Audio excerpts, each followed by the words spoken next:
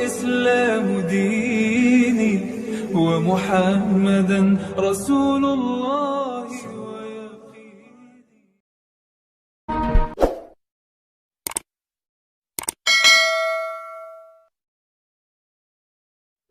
Al-Imam Syakik Al-Balkhi, sufi, ahli ibadah, ahli suluk, tapi juga seorang pejuang, mujahid fi sabilillah.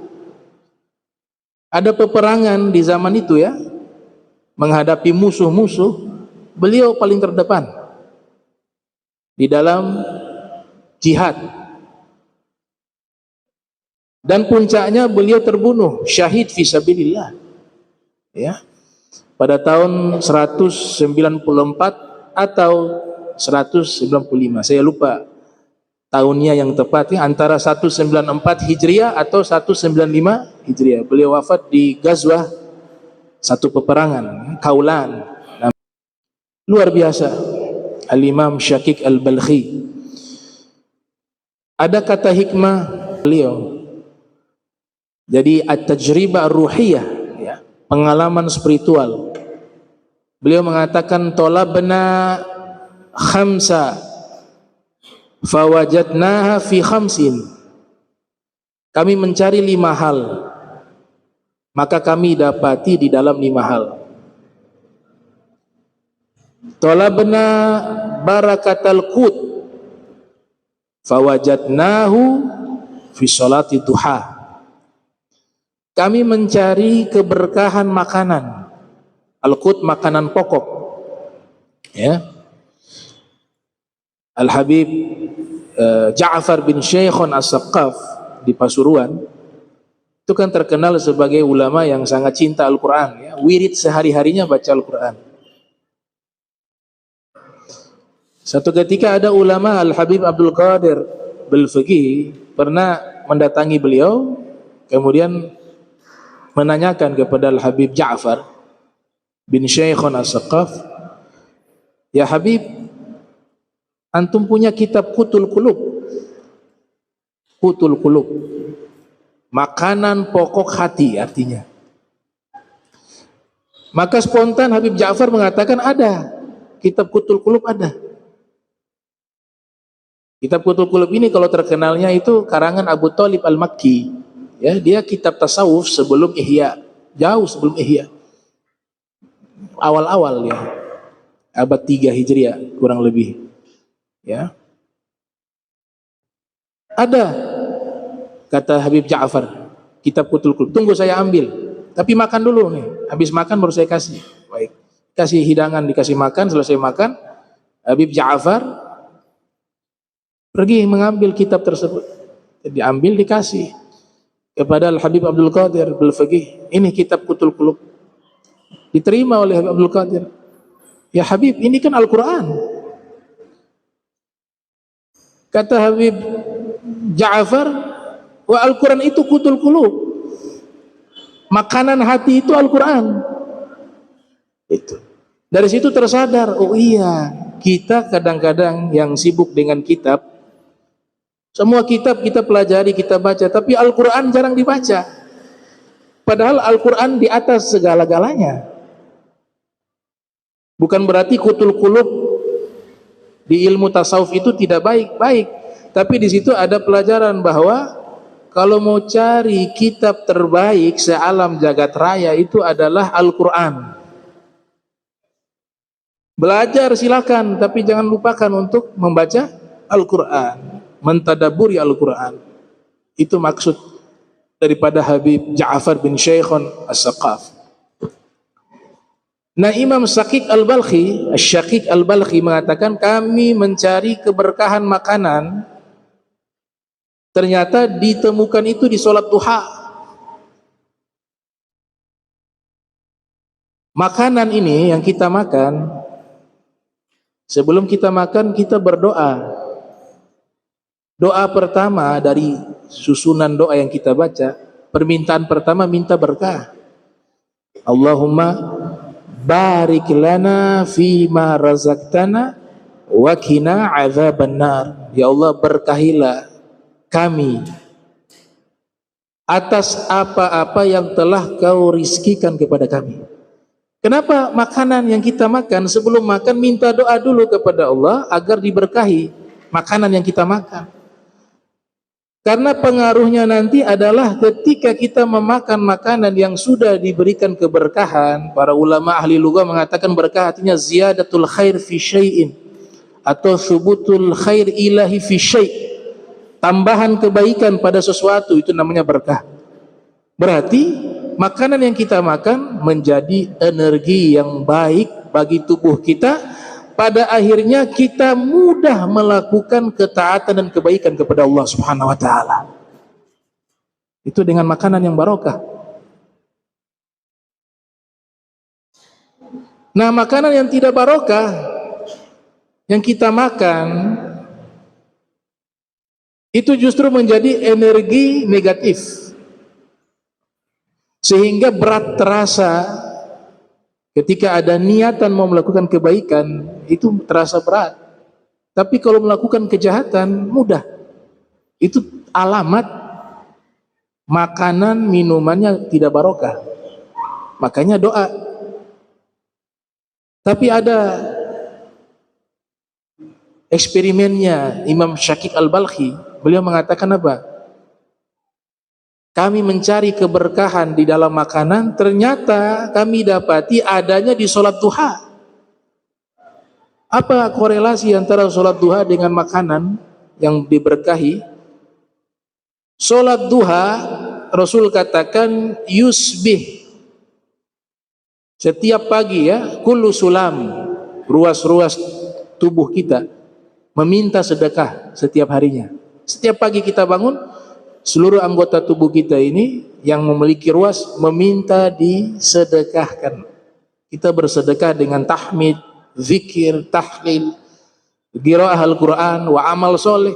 Itu semua mensedekahi tubuh kita, ruas-ruas tubuh kita. Kata Nabi dengan sholat duha, yuzzi min dzalika rak'atani yarka'uhuma minat duha. 2 rakaat dari sholat duha mencukupi itu semua. Sedekah tubuh kita tercukupi. Semua ruas tubuh kita ini tercukupi dengan sedekah. Kalau tubuh kita sudah kita sedekahkan, bukan makanan lagi yang berkah. Tubuh kita ini dan isinya di dalamnya semuanya barokah. Sehingga makanan yang kita makan menjadi berkah. Itu rahasia, itu eksperimennya Imam Syakik Al-Balkhi. Ya, at-tajribah ar-ruhiyah.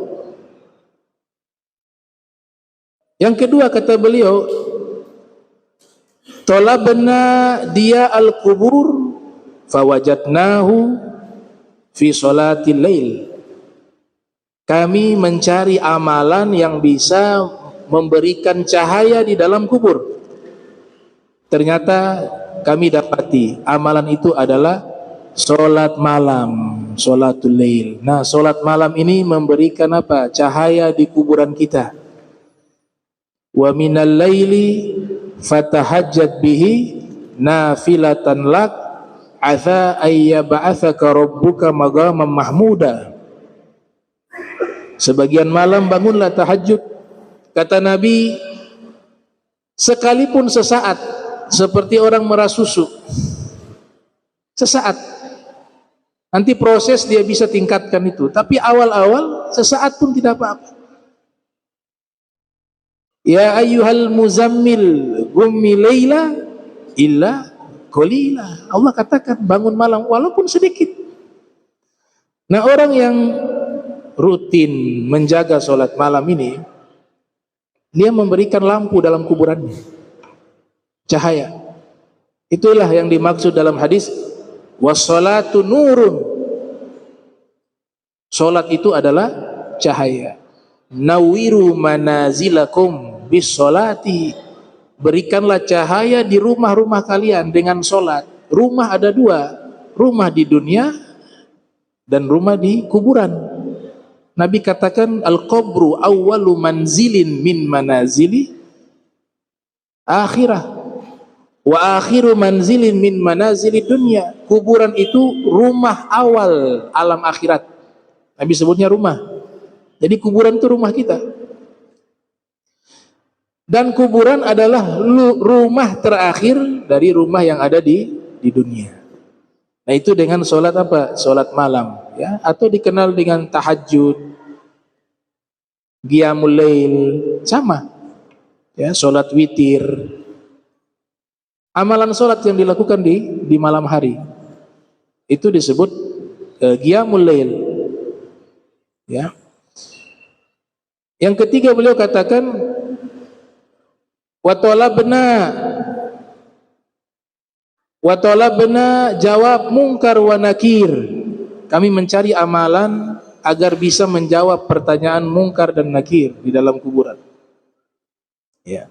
Fawajadnahu fi qiraatil Qur'an. Kami dapati amalan itu adalah membaca Al-Qur'an. Kata beliau. Itu yang di dalam hadis Nabi katakan Al-Qur'an hujjatun lak. Al-Qur'an itu menjadi pembelamu. Pembelamu di hadapan malaikat di dalam kubur. Pembelamu di hadapan Allah di yaumil qiyamah. Hujjatun lak. Muncul pertanyaan, man rabbuka wa man nabiyuka wa ma dinuka wa ma kiblatuka wa ma imamuka wa man ikhwanuka. Ini bisa dijawab, faqul lahuma bilisanin fasih wa i'tiqadin sahih, Allahu rabbi wa Muhammadun nabi wal islamu dini wal ka'batu kiblati wal qur'anu imami wal qur'anu imami wal muslimun wal mu'minun kulluhum ikhwani. Itu jawaban dibantu oleh Al-Quran, kata Syakik Al-Balkhi. Yang keempat kata beliau, talabna ubur as-sirat fawajadnahu fi shaumi was-sadaqah. Kami mencari amalan yang bisa membuat kami melintasi jembatan sirat di akhirat nanti. Maka kami dapati ternyata amalan itu ada pada amalan puasa dan sedekah. Wa fil hadis Nabi katakan as-saumu junnah. Puasa adalah perisai pelindung. Pelindung dari api neraka, pelindung dari tergelincir dari jembatan sirat, pelindung dari azabnya Allah, pelindung dari kemurkaannya Allah. Begitu juga sedekah. As-sadaqah tasuddu sab'ina baba min abwabil bala. Sedekah itu menutup 70 pintu bala. 70 pintu bala.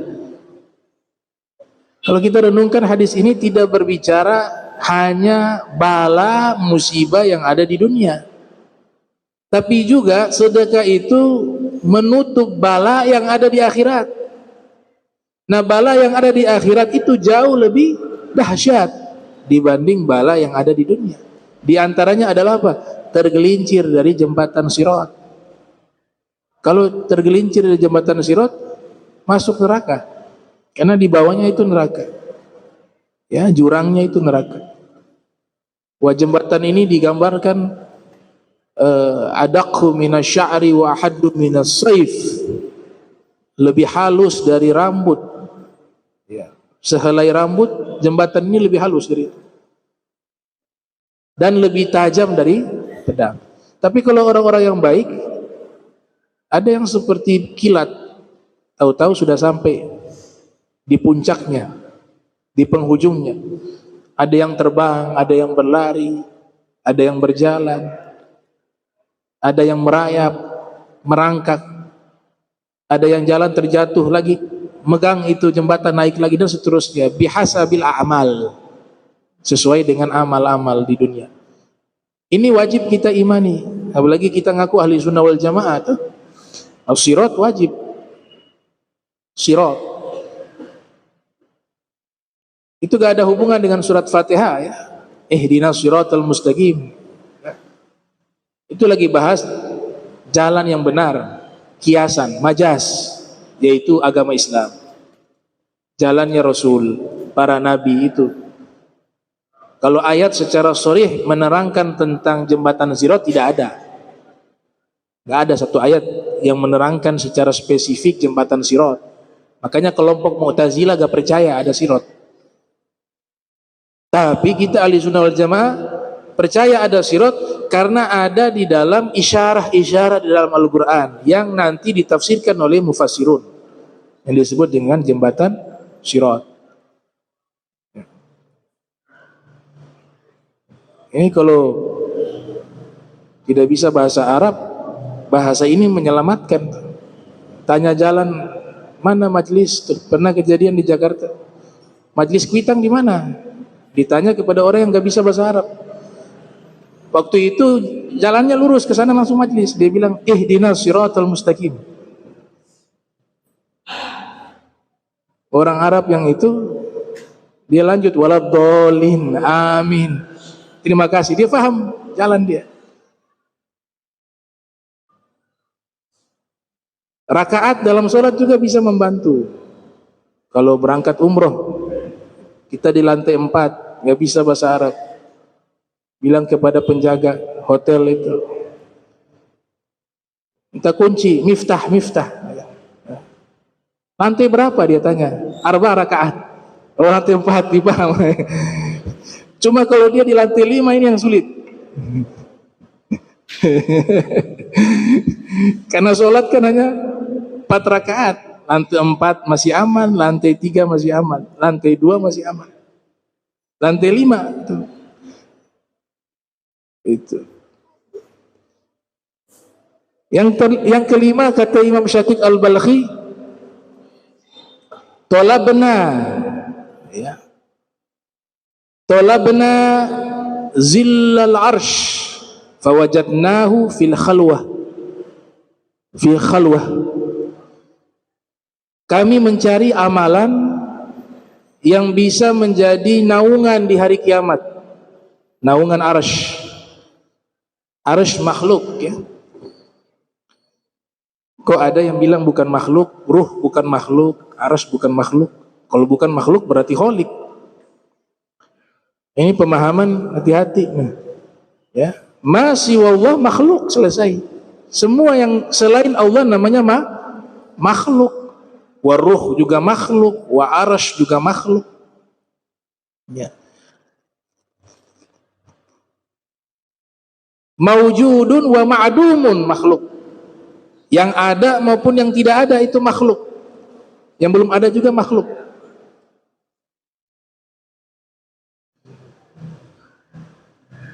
Al-Khaliq, ada definisi firman Allah, kalamullah.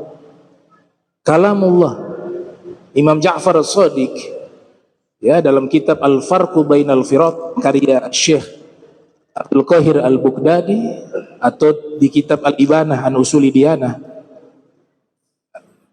ditanya Al-Quran itu apa? Dijawab oleh beliau, Al-Quran laisa khalikan wala makhluqa.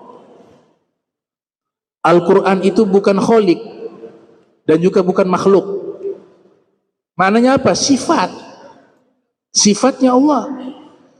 Kalau kita mengatakan Al-Quran makhluk, itu yang dipermasalahkan oleh para ulama. Karena sifat mengikuti yang disifati. Yang disifati bukan makhluk, Allah. Maka sifat ngikut, tapi sifat ini bukan khalik, karena dia sifat. Khalik zatullah. Khalik itu Allah. Maka beliau katakan luar biasa ini definisi. Al-Quran laisa khaliqa wala makhluqa. Al-Quran bukan khalik dan juga bukan makhluk. Al-Imam Ali Ridho mengatakan man qala al-Quran makhlukun faqad kafar. Siapa yang mengatakan Al-Quran makhluk, maka dia telah keluar dari agama Islam. Ya, kalau bicara akidah memang tegas begitu. Bukan ekstrim, bukan. Pembahasan itu memang seperti itu. Karena akidah yang dibahas itu bukan masalah halal haram. Yang dibahas zindik, murtad, kafir, sesat, dan seterusnya. Nah, ilmu semacam ini dilarang mendalami terlalu dalam. Tidak dianjurkan tabahur, kata Imam Haddad. Taib. Imam Syakik Al-Balkhi mengatakan, kami mencari amalan mendapatkan naungan arsy.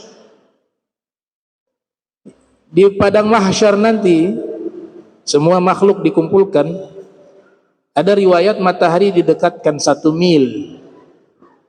1 mil ini masih banyak terjadi beberapa penafsiran. Yang pertama, mil itu ada yang mengartikan alat celak mata, itu namanya milun. Orang celak mata ada dia punya alat tuh, yang digosok di mata.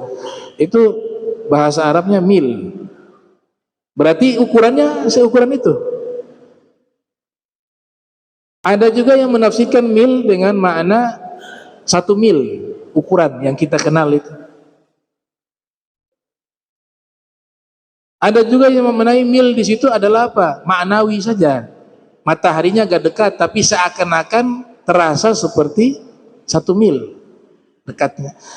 Ada yang mengartikan betul-betul dekat. Matahari didekatkan seukuran itu. Sehingga diumpamakan oleh Nabi, keringat mereka tuh orang-orang yang di mahsyar ada yang sampai di atas mata kaki. Kata Nabi ada yang lutut, keringat mengucur sampai di lutut. Ada yang sampai di dada, kata Nabi. Biisyarah Nabi tunjukkan. Bahkan Nabi katakan ada yang sampai tenggelam dengan keringatnya. Ya, ini perlu kajian khusus. Apakah ini bahasa kiasan atau hakiki? Karena ada 2 pandangan ulama. Ada yang menerjemahkan makna ini secara hakiki, ada yang secara maknawi. Nah, beliau katakan, kami cari amalan yang dimana kami mendapatkan naungan di hari kiamat dari arsy-Nya Allah. Di saat semua manusia kepanasan, mereka kedinginan. Bukan kedinginan, mendapatkan kesejukan. Siapa? Amalan apa itu?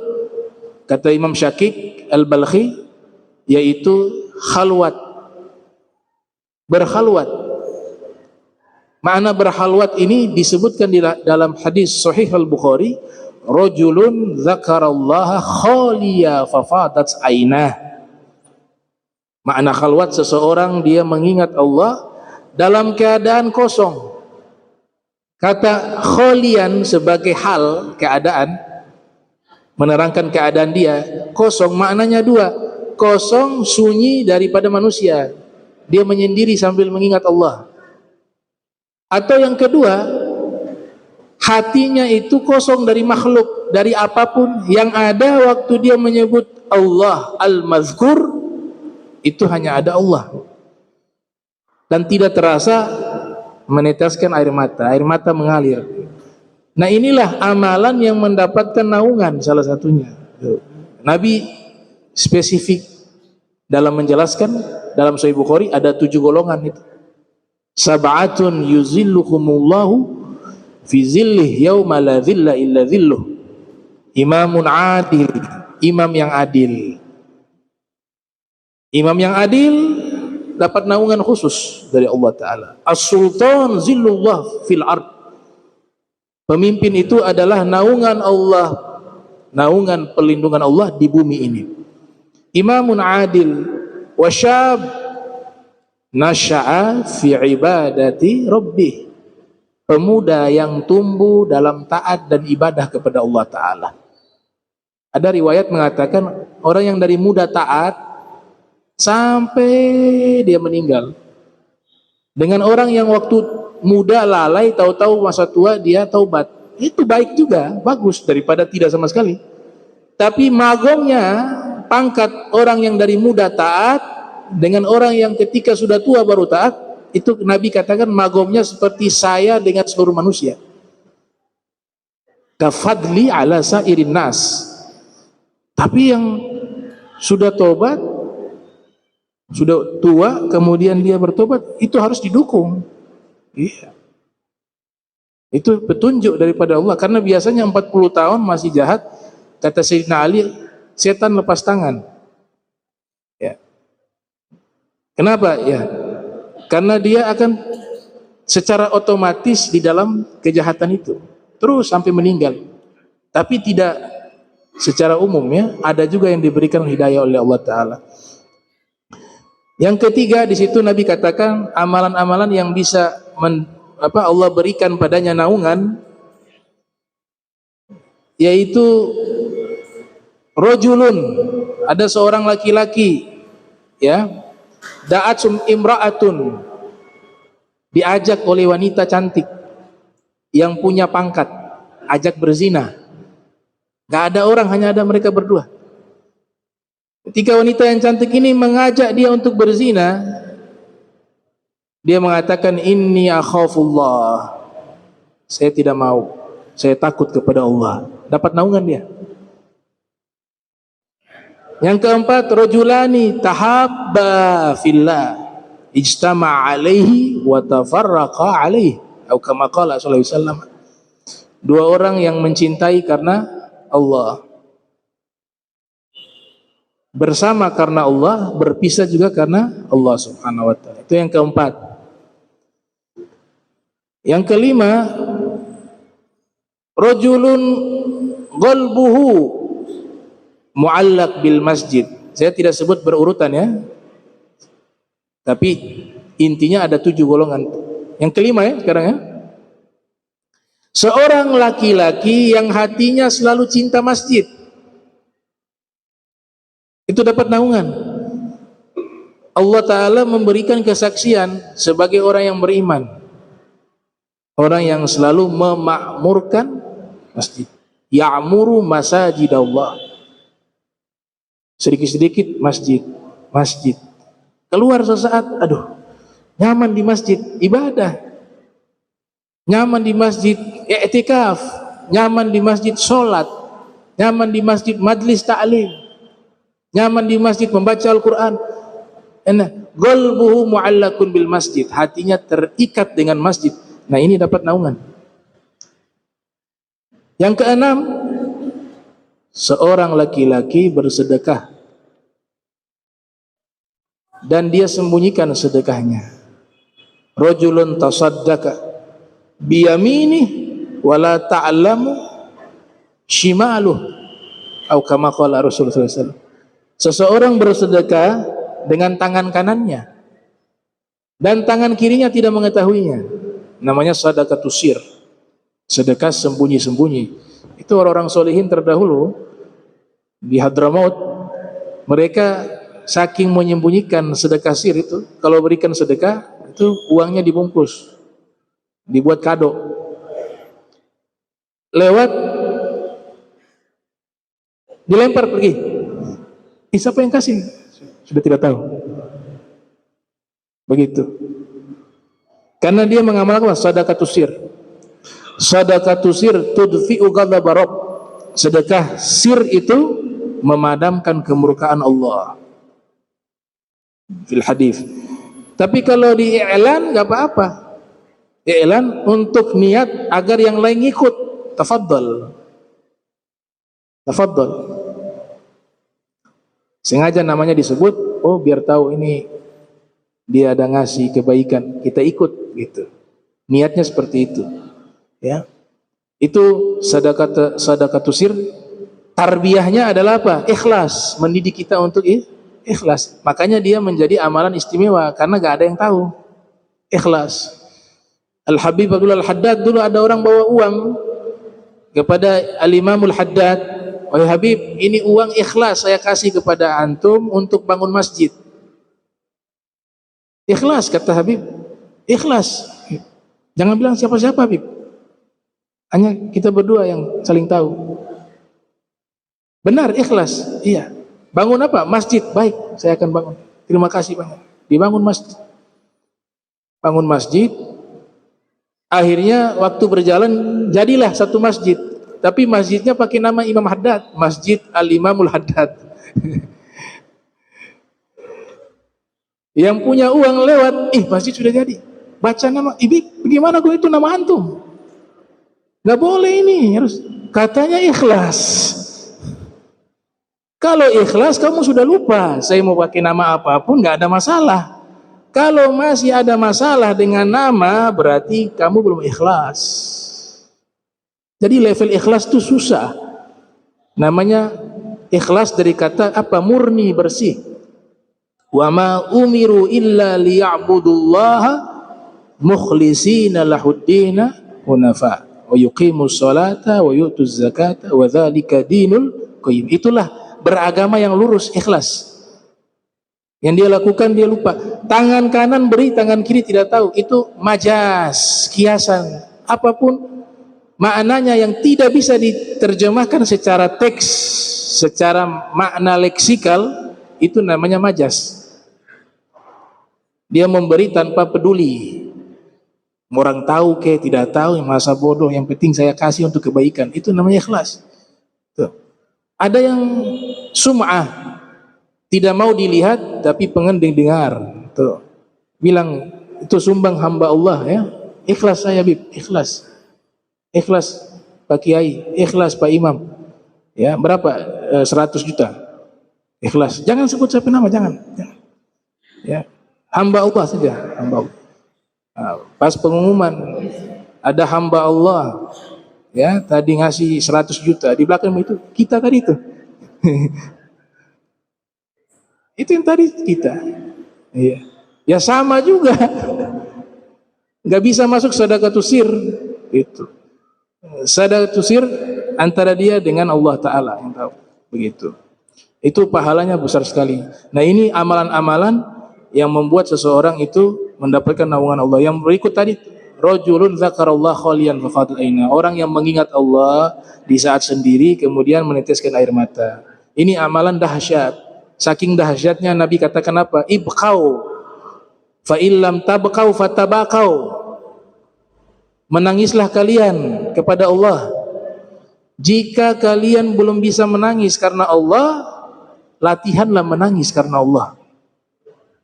Ada fadilah tangisan ketika mengingat dosa misalnya.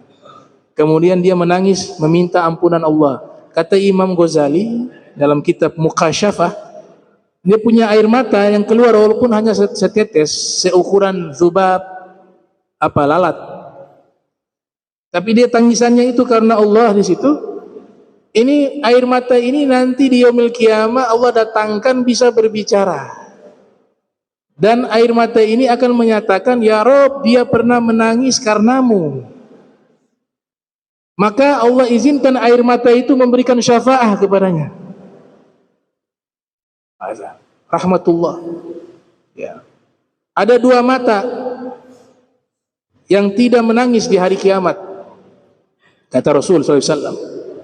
Tapi selain daripada itu mereka menangis.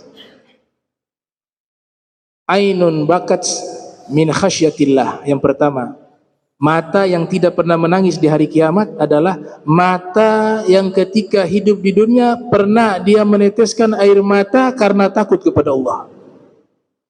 Dan yang kedua, ainun batat fi sabilillah. Mata yang begadang di jalan Allah. Ini di jalan Allah luas. Begadang tengah malam sholat, masuk dia. Begadang tengah malam jaga keamanan. Ini para apa nih? Ansip, petugas keamanan. Niat karena Allah dapat fadilah ini. Menjaga keamanan, dia begadang kesian. Tinggalkan keluarganya, malam-malam dia begadang. Masuk dia. Ada yang menjaga perbatasan. Ya, begadang ganti. Ya. Nah, mata semacam ini kata Nabi di hari kiamat tidak akan menangis. Dua mata tersebut. Ainun bakat min khasyatillah wa ainun batat fi sabilillah. Ya, mudah-mudahan Allah Ta'ala berikan kita istiqamah fi ta'ah wal ibadah. Allahumma inna nas'aluka husnal khatimah ba'da sihhati wal afiyati wa tulil umr. Amin ya rabbal alamin. Allahu Rabbi wal Islamu dini wa Muhammadan Rasulullah.